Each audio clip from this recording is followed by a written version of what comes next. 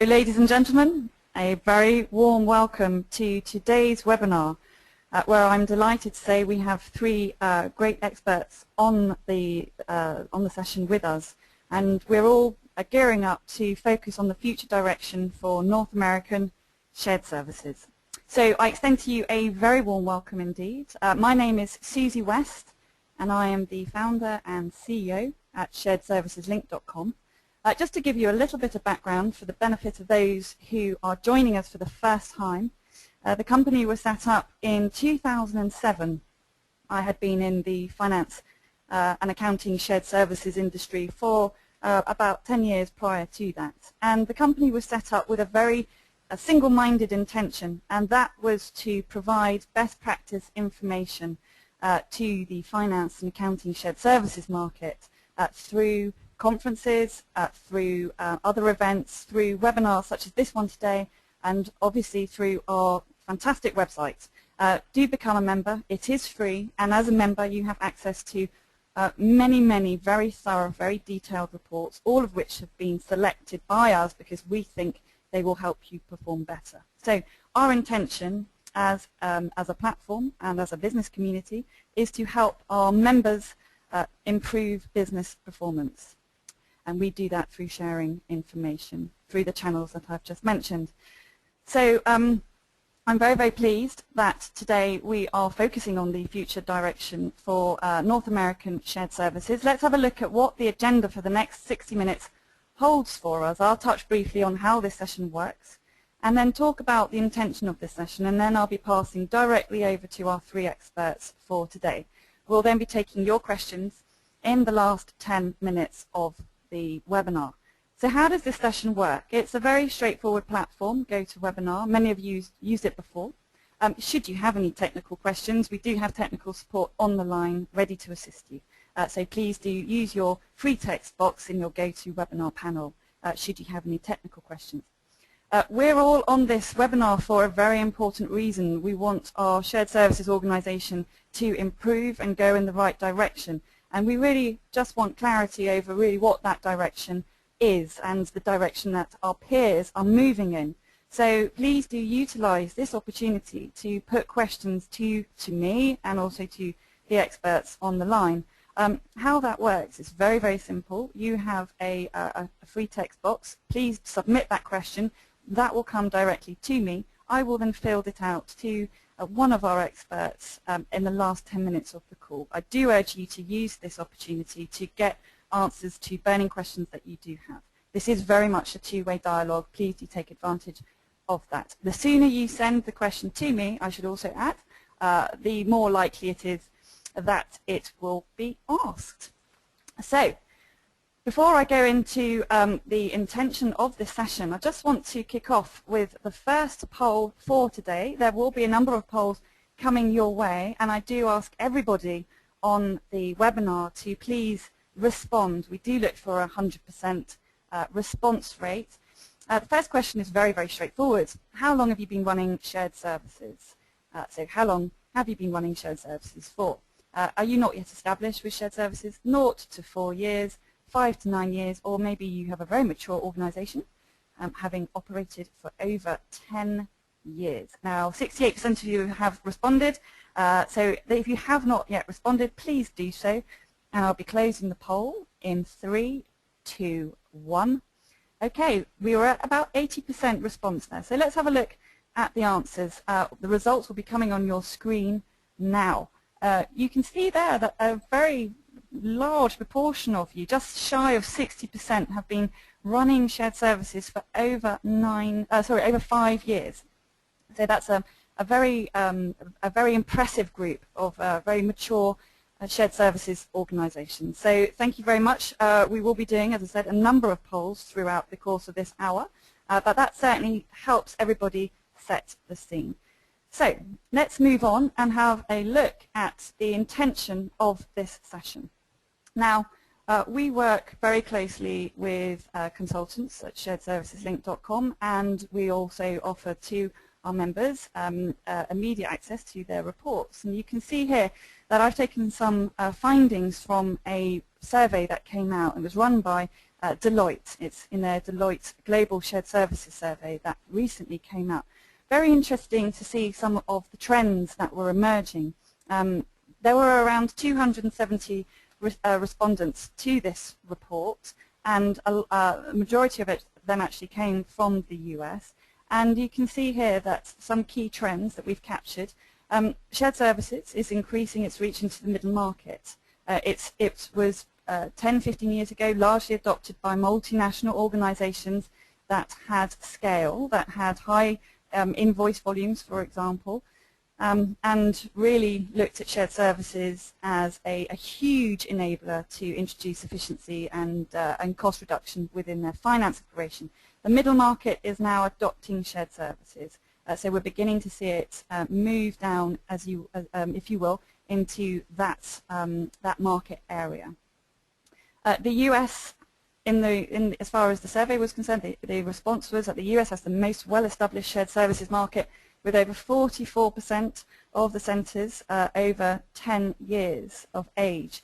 30% of you on this call said that you had centres that were over 10 years of age. If we ask, say, for example, European market, that same question, I doubt we would get 30% of people on the webinar saying that their shared services is 10 years or older.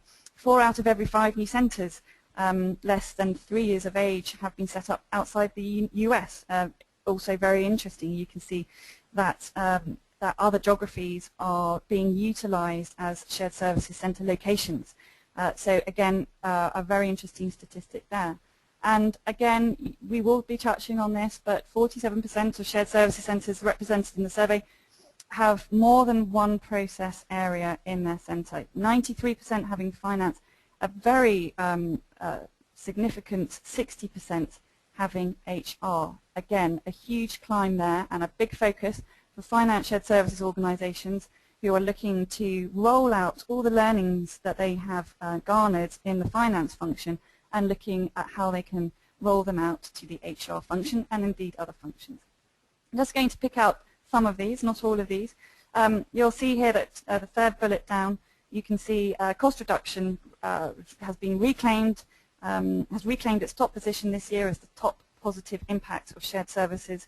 For a while it was around service improvement. Cost reduction has snuck in there. And also we've got here in the last bullet, the positive impact on the ability to support growth. Shared services is very much an enabler to help a company grow and support growth and support the need to be scalable.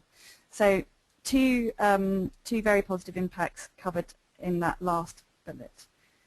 So I hope that was very interesting for you, and I hope some of that resonates with you.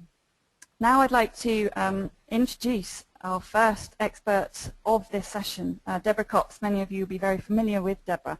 She's Managing Principal at Sourcing Change. If you haven't already done some work with her, I urge you to do so. She's got a very compelling background and is very much an expert in finance shared services, finance transformation, finance outsourcing. You can see there that she's a founding partner of one of the first global BPO units. She was indeed managing principal. She isn't, sorry, indeed a managing principal at the Sourcing Change, and she's been a consulting partner at PwC and Arthur Andersen in the past. So please do contact her after this and follow up with her. You can see her email address provided below. And before I pass over to Deborah, I'm just going to ask our second poll question for this webinar, which will be coming up on your screen very shortly indeed. What are your top challenges in shared services and outsourcing for this year, so for the next 12 months? Is it gaining stakeholder buy-in for shared services model, deciding where to locate your shared services center or centers, expanding the scope of functions offered by your shared services organization, achieving full control and visibility of global processes, or is it managing cash flow or achieving legal compliance? You've got multiple responses here. You do not just need to commit to one. So if 2 or 3 of them really jump out at you, please do feel free to tick those boxes. So you've got the responses there. What are your top key challenges for within shared services and outsourcing for this year? So closing the poll shortly. We've got 65% of you that have responded. If you haven't ticked a box, please do so, and I'll be closing the poll in 3, 2, 1. Okay, again, we just had about 73% of you responding. Let's have a look at the results.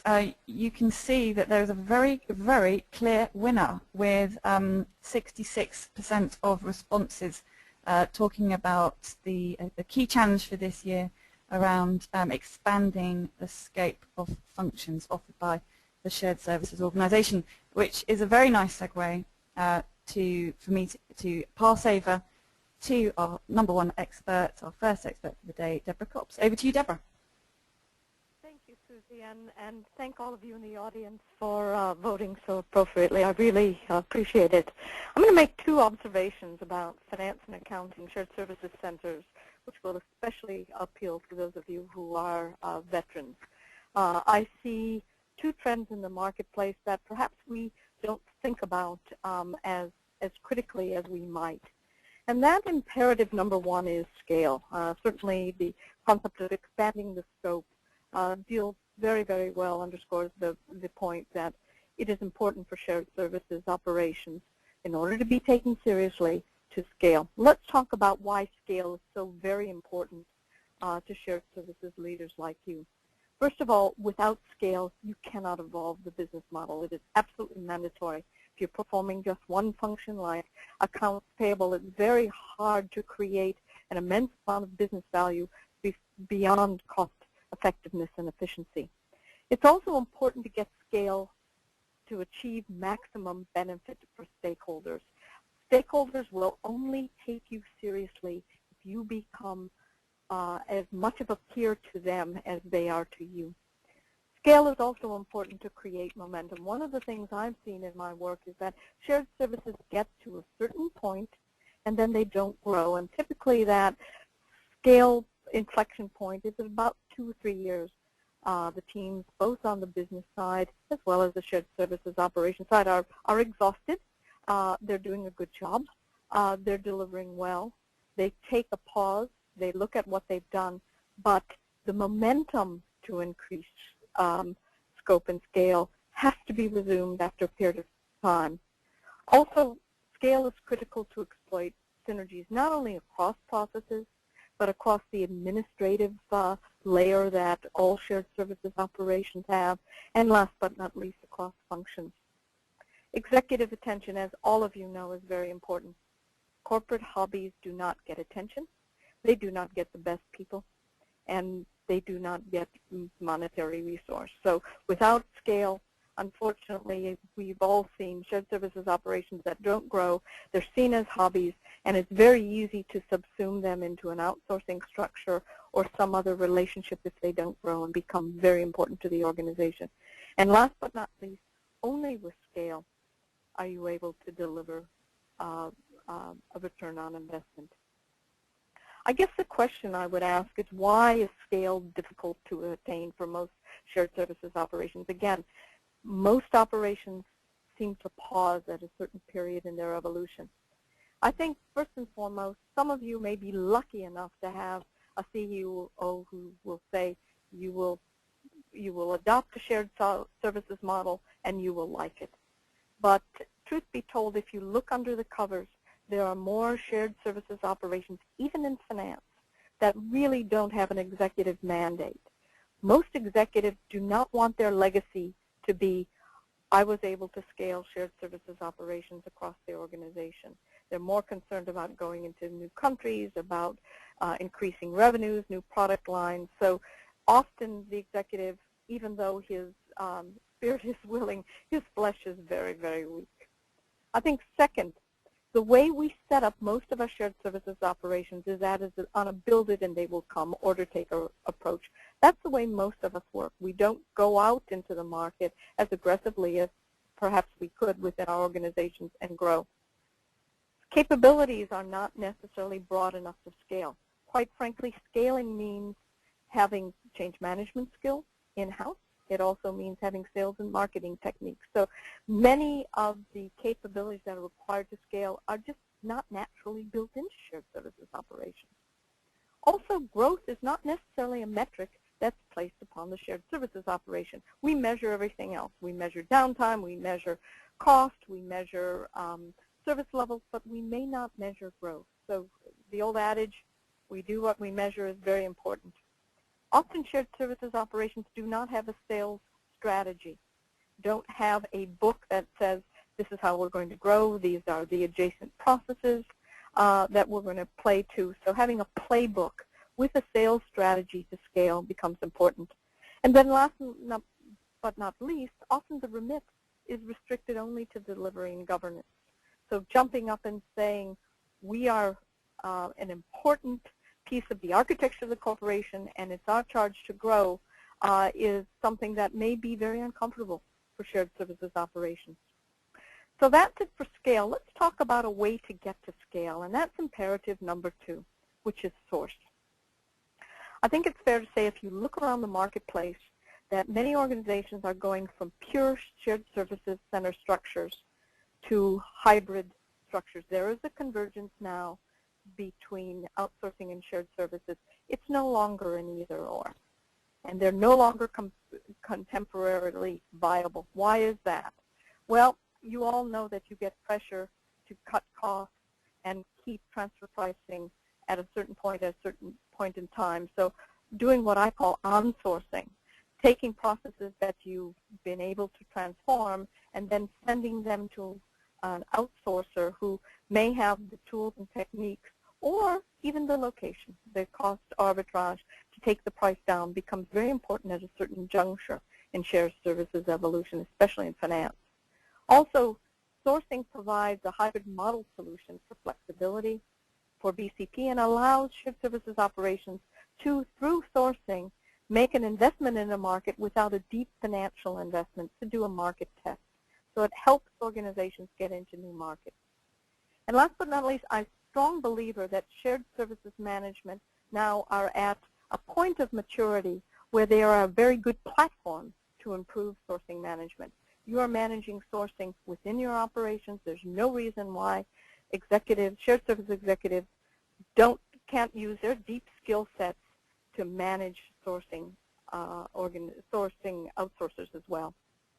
But why don't we scale and source? Well, I think there's a very good series of reasons for that. I think firstly, shared services operations are typically aligned with business or enabling units, while sourcing operations such as procurement or perhaps you have a global sourcing center within the organization are seen as enabling agents.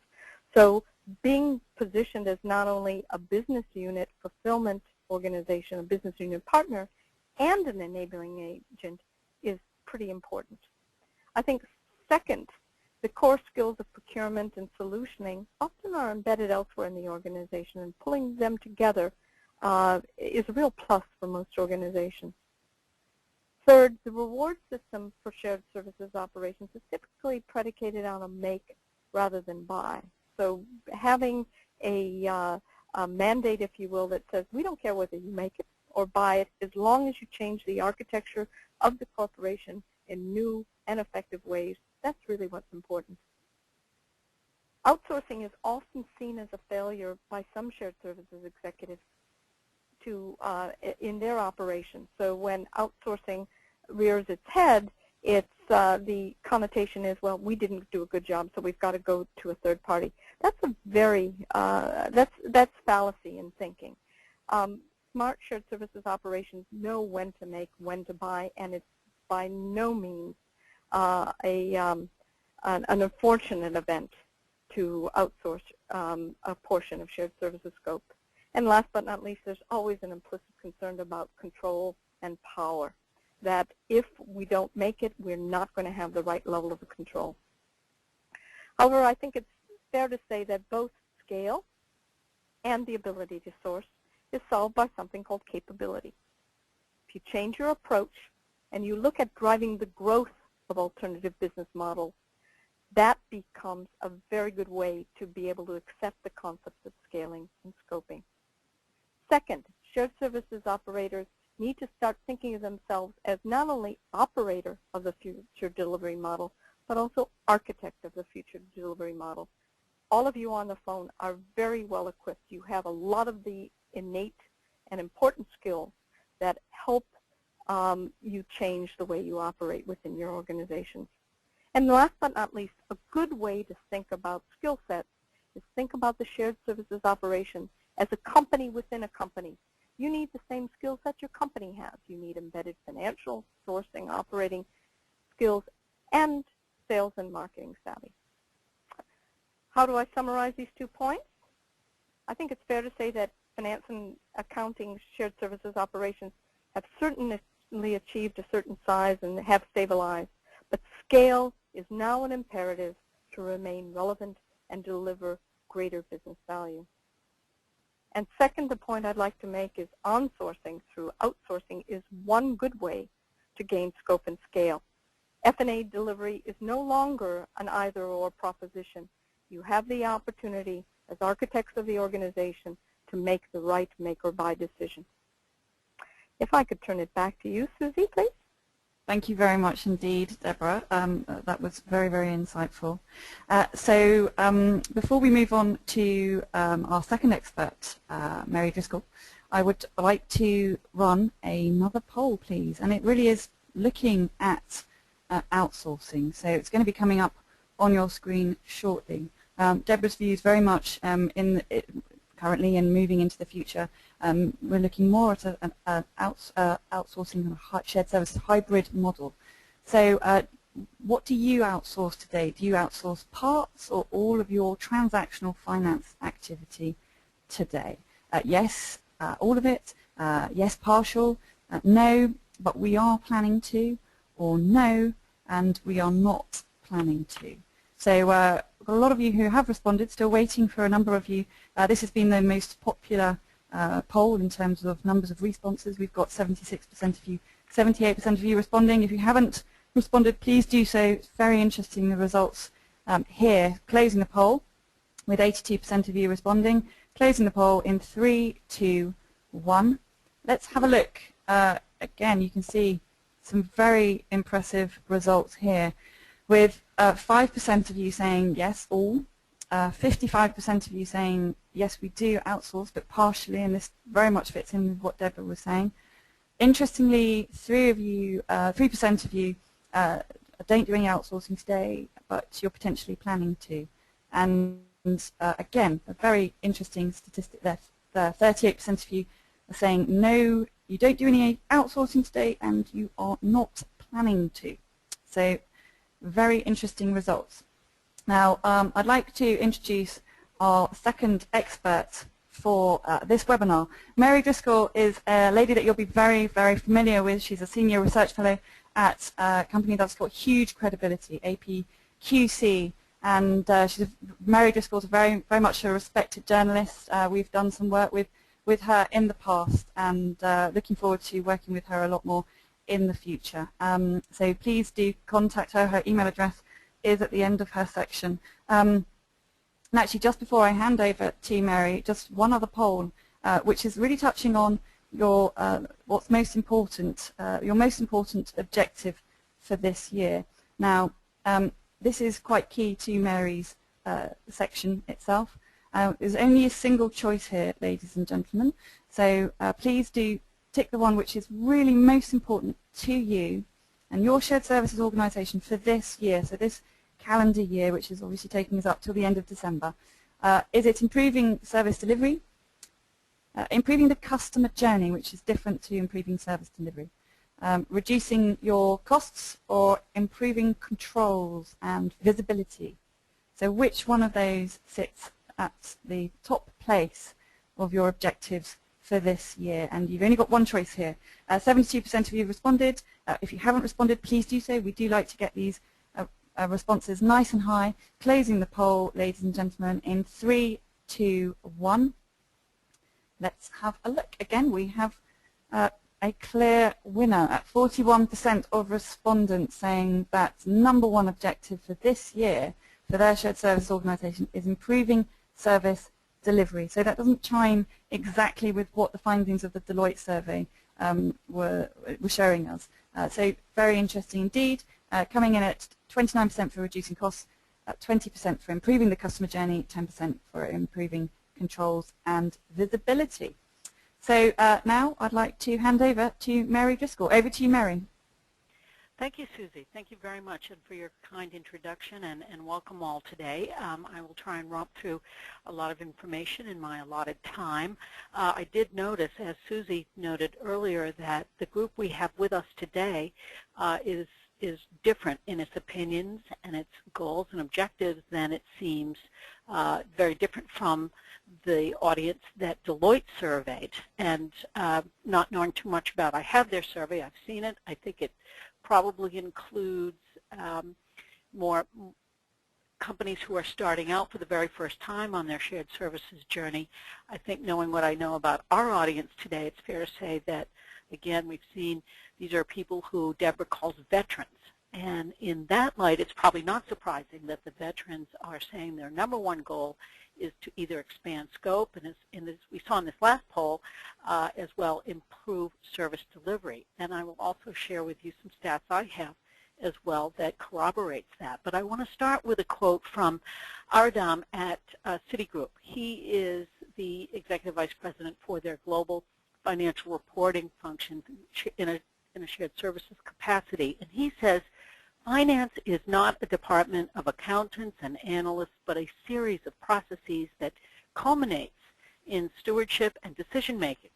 And for this reason alone, building a shared services model cannot be a cost-only play. Now, the point he's making here is that, certainly it's very tempting to fall into a narrow mindset of looking at core finance transactions and trying to put them under the lens of a time or cost or motion study and focus too narrowly on cost.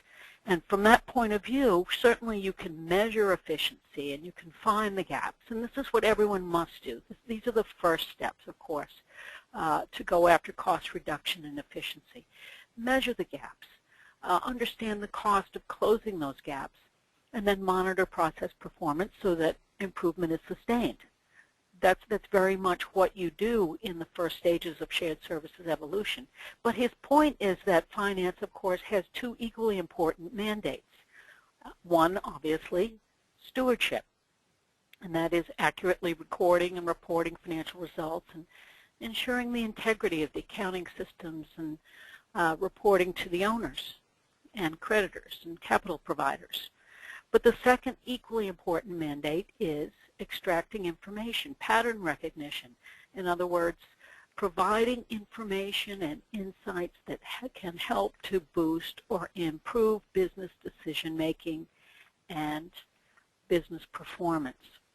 And I'm going to give you an example in a moment of a company that is doing just this, because in my research I am finding over and over the companies that are veterans in this space say that, yes, we have pushed the envelope on cost. It's really, we'll always continue to push it, but we've really, really pushed it well. And they compare themselves to their peer groups and to cross-industry sets using APQC benchmark data as well as other data, and find that they're right up there in the top performance areas. But what they are doing next is looking to move further up the maturity curve and find ways to improve business decision support, as our friend from Citigroup is talking about here. And we'll see about how you do that, really. But before I give you some insights from a case study, I do want to share the top 5 goals for financial shared services evolution that we found. We did a survey a couple of months back involving a bit over 150 large corporates who have completed APQC's Open Standards research, which is a benchmarking for finance processes. And we've pulled out folks who do say they operate their finance functions or their core transaction functions from a shared service organization. And we surveyed them and gave them a whole long list of top goals. And here are the answers on a scale of 1 to 5, with the very dark blue chart here indicating that their goals are a proper mix of BI, business intelligence, and efficiency. So no one's saying that you're really going to disregard your efficiency momentums or strategies, but very much looking to have a proper mix. And I think this is part of what Deborah was talking about as well, the ability to improve service delivery. A very key piece of that is being able to extract data out of underlying transaction systems and begin to analyze, do some pattern recognition, cross-functional collaboration, and looking to move the end-to-end process up the maturity curve as well. The next important goal, of course, the next bar in, 3.8, annual productivity. It's funny, I did interview the gentleman who works for one of the world's largest technology companies, and he is in charge of their global business services group. And he quite happily shared that he is bonused every year. A big piece of his annual bonus depends on being able to deliver a 5% boost in productivity every single year. And he says productivity increases in perpetuity. And he's quite happy with that. He's quite happy that he is going to be able to do that. And he explains as well that doing so is what gives him the grounds on which to argue for further resources to invest in higher order capabilities.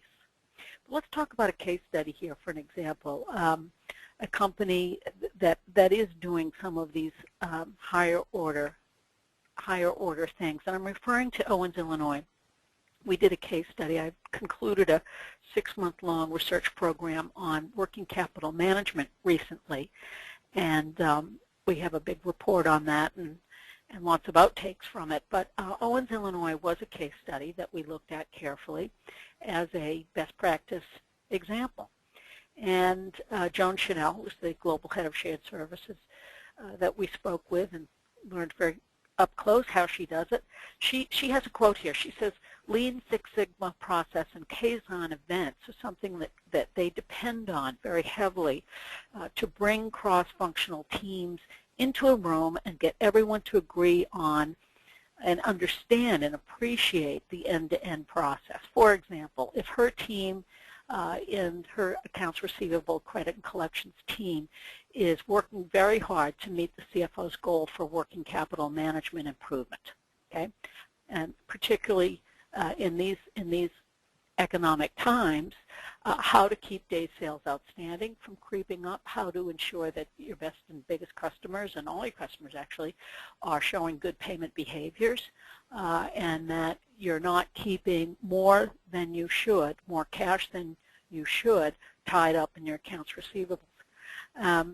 She can't do that alone. Shared services cannot do that alone. If there are upstream problems, dodgy data, say, that creeps into the purchase order creation process, or the wrong goods are shipped and the receiving documents don't match, and there's a document match failure, then those are the reasons 80% of the time that people don't pay invoices. We all know this. So it cannot fall on finance alone. But this is a case where the financial shared services people are very much driving the solution. And she explains that they don't exist in some office park miles away from headquarters. They are in the headquarters building where they see the senior people day in, day out, in the elevators, in the cafeteria, and they feel very empowered to take steps of that kind. A third example of what they do at Owens, Illinois really struck me, and it was that this team really has initiated its own. It's very self-sufficient. It uses a report writing tool to generate information that helps credit and collections people set priorities for interviewing major customers. And they're also able to pull out information about customer payment behaviors and patterns, and work with salespeople and customers to improve when people do fall apart.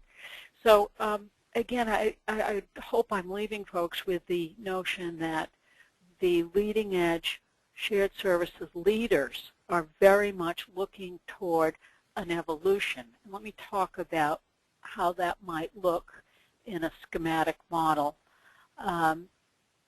Moving on, I'm looking at a model that was shared by, again, another very, very large global company who explained in stage one, we're looking at cost reduction, okay?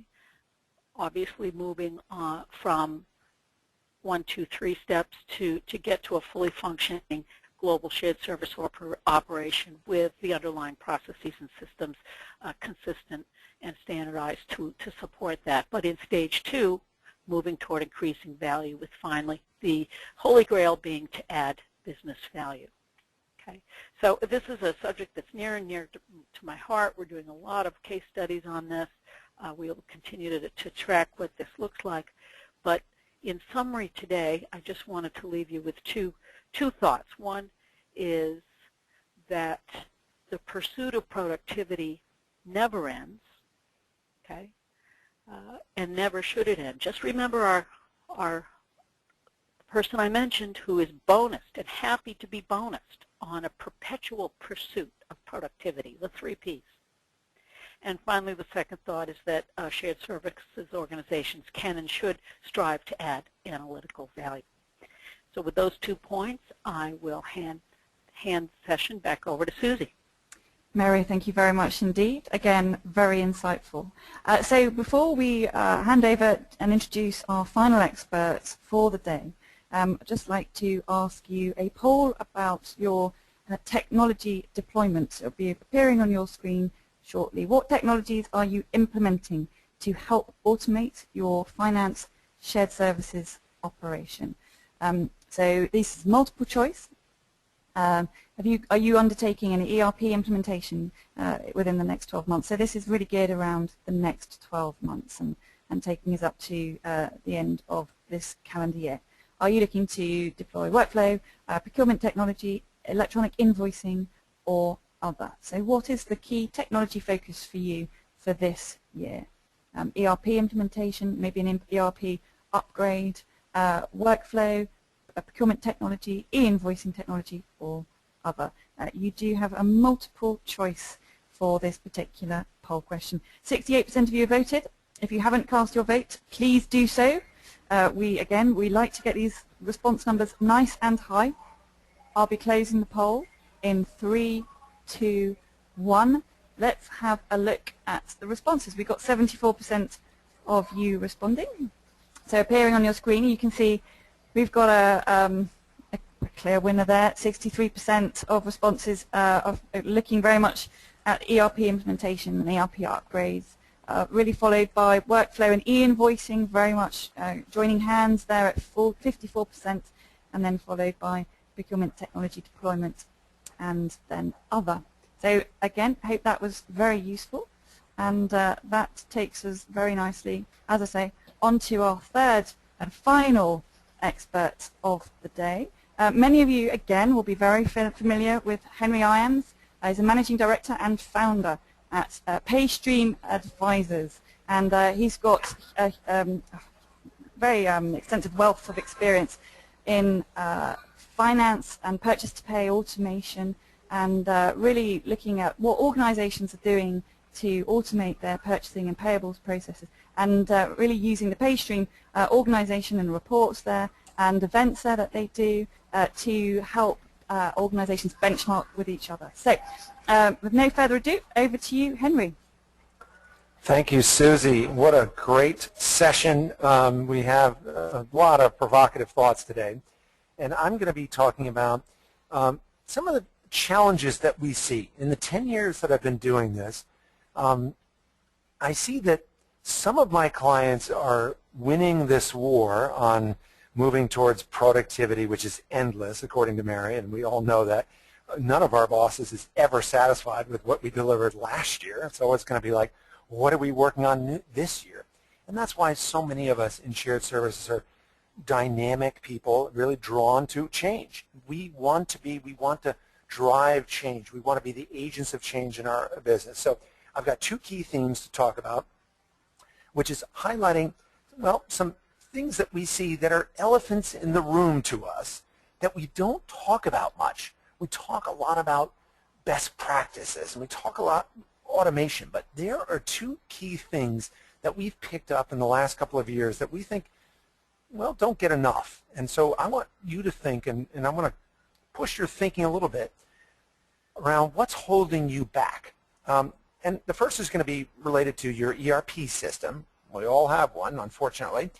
And then I want to address something new related to, well, that internet thing that Al Gore supposedly created for us, information overload and data related to all of the explosion of the new technologies. So my start here is that when we think about automation, here's some surprising statistics. You may think that, oh, you know, shared services and paper, we've driven out the paper. Well, what our surveys are showing is that even companies that are, well, in sophisticated industries with shared service centers, so many of us are still dealing with a lot of paper. And this poll question here was taken from a number of surveys that we've done over the last 8 months, and we're looking specifically here at AP automation by industry. Organizations over 500 million, and I know that everyone on the phone today is of that size. Wouldn't you think that AP automation in, say, telecom or financial services or utilities would be more than 50%?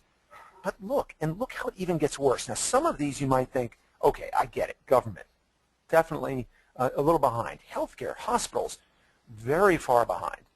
Only about 30% of U.S. hospitals have eliminated or are using any kind of automation. And what we consider here AP automation, it means they have to have front-end imaging and workflow or electronic invoicing and workflow. In other words, they have to have, what is the word? Workflow.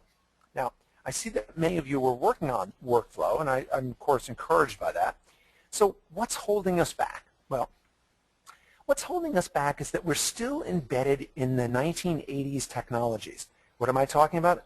I'm talking about the mainframes of our digital age. What is it? It's our ERP system, right? These were designed in the 1980s. We've been using them, and though we used to laugh about green screens and we used to laugh about mainframe systems, and of course some of us are still running them, these have become, in the last 5 years, since the internet really took off in delivering best-of-breed and bolt-on solutions, these have become our mainframes of today. And we used to think about these in a different way, but now our ERP is becoming so cumbersome for us. And, well, I forgive my audience members. If any of you are from SAP, Oracle, PeopleSoft, JD Edwards, Microsoft Dynamics, I'm sorry, because we know you're working fast to catch up. But you know what? You have a giant battleship. It's very difficult. So these tools obviously took us dramatically improved to where we were before. Where else could we have brought together sales, purchasing, manufacturing, finance, all in one system, HR? I mean, you know, legal, everything's all under one umbrella. And all the metrics and the reports that we can offer off of them. Wow, that's cool. However, we are still encumbered. Every one of us on the phone wants to do more than we can with the current environment that we have, which means that we're always pushing the boundaries of what we can do with the existing mainframe of today, the ERP. Now, what this is showing here is that even the large companies are still struggling with the paper. Look here at the large businesses that represent companies over $2 billion.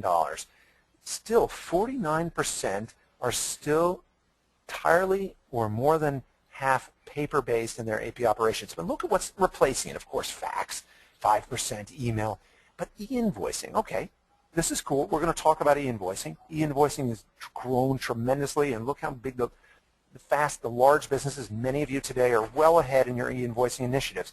But there are things holding us back. What is it? Why can't we connect? Well, of course, there's hundreds of reasons that we can come up with. We can talk about, oh, well, you know, suppliers. We can talk about change in internal business processes and getting everyone on board. Well, I think the shared services transformation to touchless is really also embedded in 1980s thinking. On the left here is I have a picture from a shared service center in the 1980s. The only thing different from what I see on the right is that we have cubes that had walls on them. we still have shared service departments full of paper. One of our clients we were just at last week, I was embarrassed for them going into their department. I'm like, don't you feel that when the CFO comes down here, he's like, how can you still have this much paper? Well, we're still encumbered with the paper. We do not have touchless processes. And so the problem to us is really an information problem. And this is how it's impacting not just us, but how it's impacting our approvers, our users, our stakeholders. Here's the problem. Workflow, and this is a new problem that you're going to be facing. I want you to think about your inbox and your emails. Before you came back from vacation last time, did you check your email while you were on vacation or spend at least 2 or 3 hours doing it before you came back to work? Well, of course you did, because in a week's worth of time, if that was your vacation length, there'd be more than well over 1,000 emails. The average knowledge worker today is receiving more than 200 emails a day and growing at 40% a year. Here's the problem. Email-based workflow is becoming ineffective. And you know what? I think we're really going out on a limb here, but I know that many of you are still building systems based on email-based workflow, and it's going to become increasingly effective. If you don't start to change your ship in a different direction, your email-based workflow, your collaboration connection to your stakeholders is going to be quite tenuous. It already is. What have we done? We've built in escalation. What happens when we build in escalation? Nobody pays attention to it. It gets worse. Inboxes are overwhelmed. Our people can't get to the email. And in fact, the more we automate and centralize, the more relying on successful collaboration. So if that manager who's getting the 5% productivity growth every year, he can't do it inside his department without collaboration with his buyers, without collaboration with his treasury people. He's got to win wars and battles. Winning a battle might be getting 5% productivity inside of the data entry function, but I can't get to overall 5% productivity unless I bring my whole organization along. So what we know is that North American corporations are lots of different automation pieces. I want you to focus on the curve here, the high growth phase. The early adopters are working on electronic invoicing. Many of you are already among that. So how are we going to really blow this up? The only way we're going to get there is improve collaboration with our suppliers. Guess what? They want to be there. And the next one is going mobile. So the big trend here is that if you are not designing a workflow tool that is based on mobile approval technology, by the time you get it implemented, you will be 2 years behind. If you don't have a mobile strategy, if you aren't architecting, as we heard our first presenter, Deborah, talking about, if you cannot rescale unless you have a mobile approval, interaction, collaboration strategy. Take a look at these stats. 100 million smartphones sold in Q4 of last year versus 92 million PCs. Now, the problem is the technology is lagging here. Our end users are way ahead of us, and we are still dealing with mainframe technology. The only way we see you moving fast away with this, and I'm not just talking about iPhones anymore. I'm talking about Droids. I'm talking about Android. I'm talking about any kind of platform. It could be Apple. It could be Nokia's. It could be BlackBerry's. Any kind of screen-based application. We need to embed these into our strategies today because our approvers are no longer paying attention to their email, essentially. Now, here's the last piece of good news before I wrap it. Your suppliers, they want to do this. A recent survey from the International Accounts Receivable Professionals, have your customers asked you to submit invoices electronically? Yes. 72% are saying, yeah, they've heard from us. They've heard from you that you want to deal with them electronically.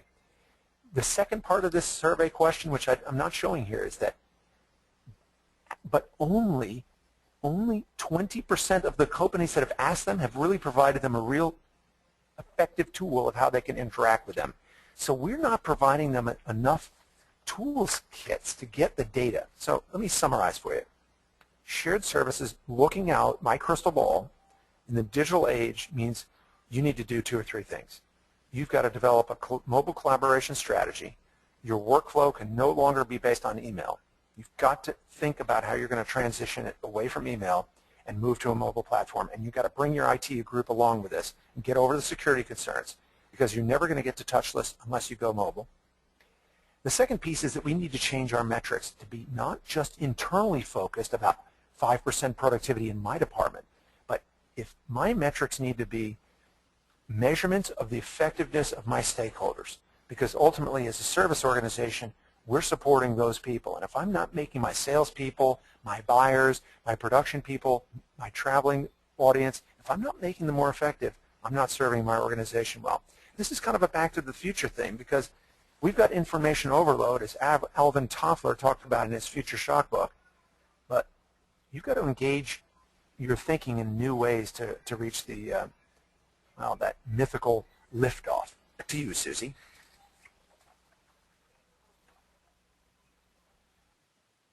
Thank you very much indeed, Henry. That was inspirational. Thank you.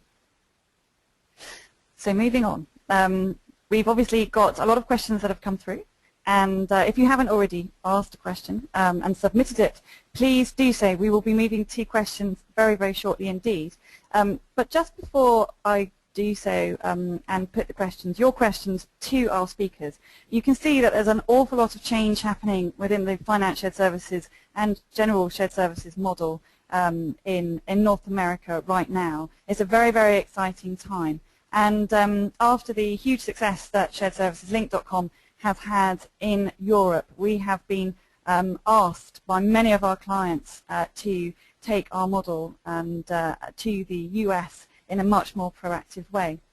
So in October of this year, I'm very pleased to say that we'll be launching the US Summit for Finance, Shared Services and Outsourcing Leaders, and I'm very glad to say that we will be working closely with a lot of the experts on the line today. So looking forward to that.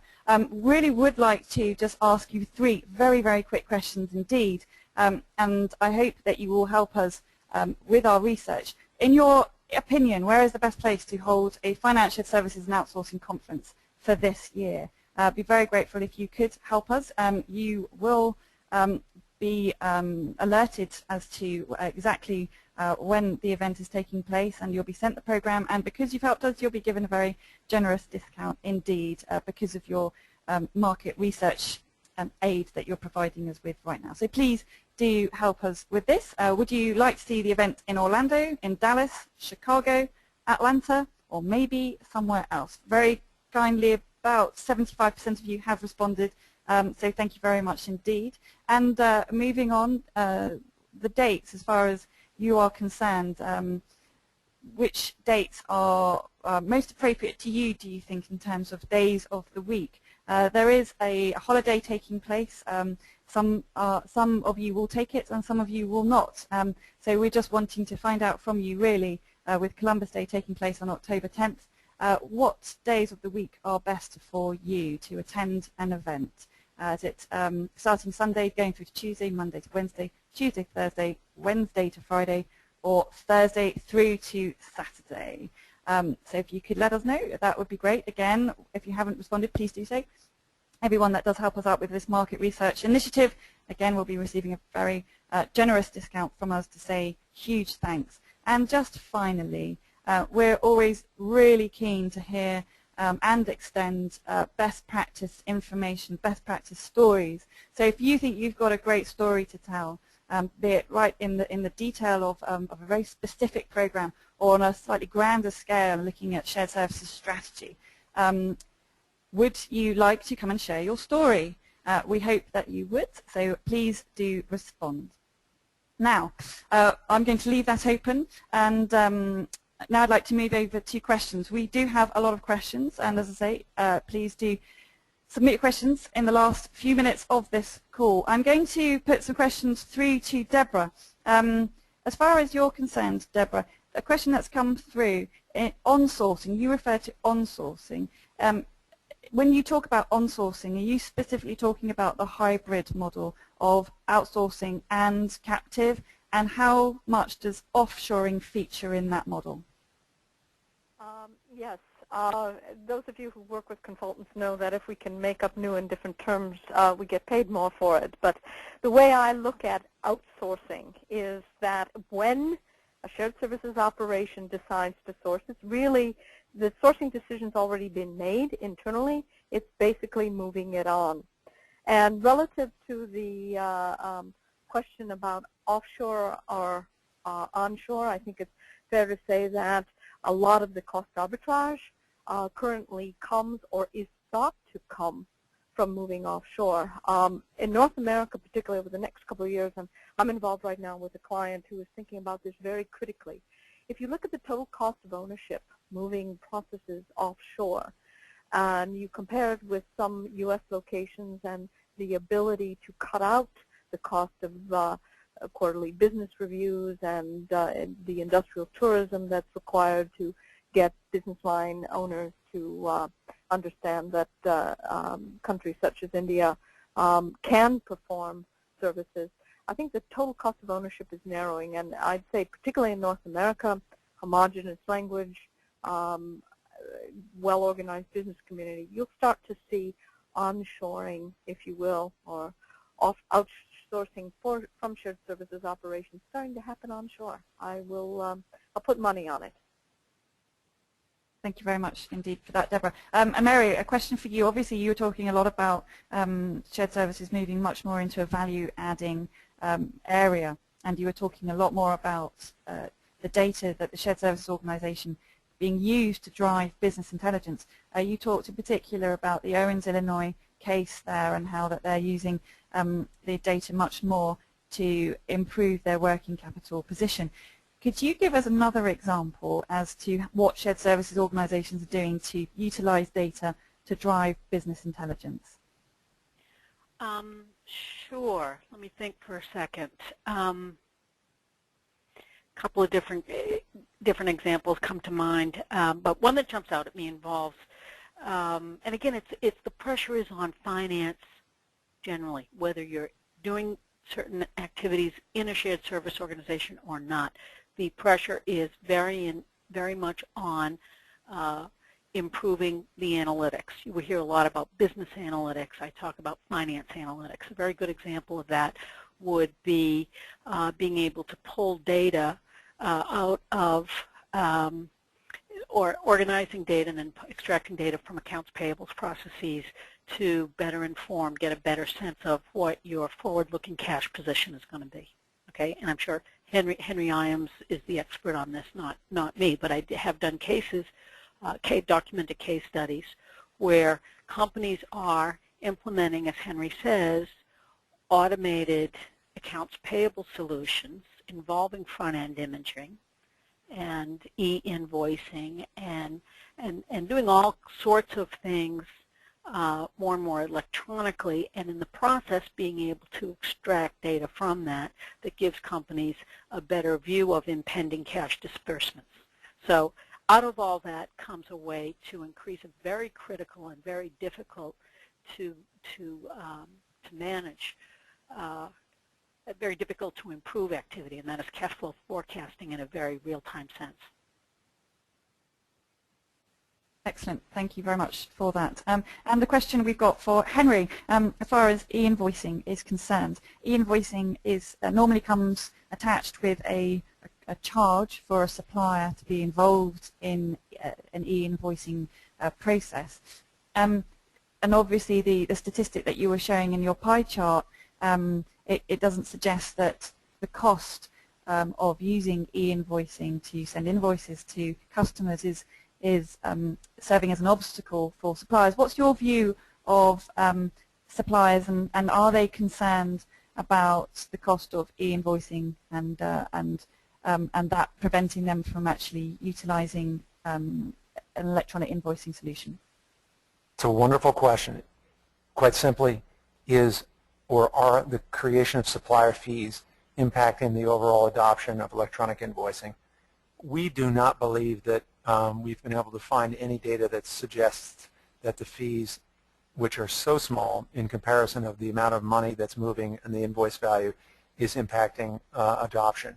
We do see, however, amongst payers amongst AP managers a real concern about this, and quite rightly so. Anything that impacts or puts a barrier to our adoption, whether it's perception or reality, is of course of concern to us. The only example that we can think of that is similar is EDI. EDI is a balanced model. Both the billers and the payers, senders, receivers, are paying to belong to an EDI network. In the early go of e-invoicing, perhaps we need to be very cautious about fees. However, in the bigger picture, we believe that suppliers are receiving enough value to pay a little bit, a small amount, for being a participant of a network. Obviously, faster visibility to when they're getting paid, faster invoice receipt time, all of the reasons that give them electronic transfer. So we don't have any evidence today that suggests fees are holding back the adoption. Henry, thank you very much indeed.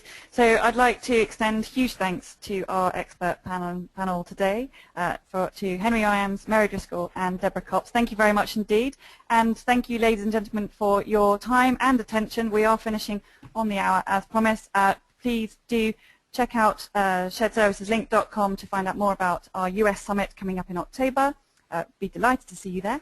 And we look forward to welcoming you on the next webinar. Thank you very much, and goodbye.